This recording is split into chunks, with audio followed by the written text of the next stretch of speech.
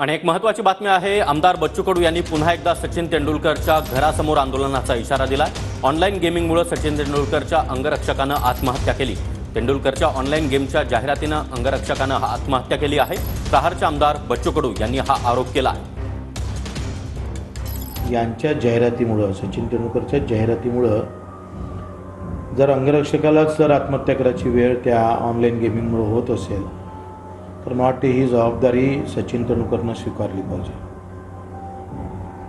ज्याला भारतरत्न म्हणून आपण स्वीकारलं, भारतरत्न म्हणून त्यांना गौरवलं, त्याचाच अंगरक्षक आत्महत्या करून यांच्या जाहिरातीमुळे होत असेल तर याचा निषेध आम्ही करणार आहोत। तो वापस केला पाहिजे, नाही तर गेमिंगची जाहिरात सोडली पाहिजे। दोनपैकी एक करणं गरजेचं आहे। ते नाही केलं तर 6 जून जेव्हा छत्रपती शिवाजी महाराजांचा राज्याभिषेकच्या दिवशी किंवा त्याच्या दुसऱ्या दिवशी आम्ही त्यांच्या घरासमोर जाऊन पुतळा जाळणार आहोत, पुन्हा आंदोलन सुरू करणार आहोत।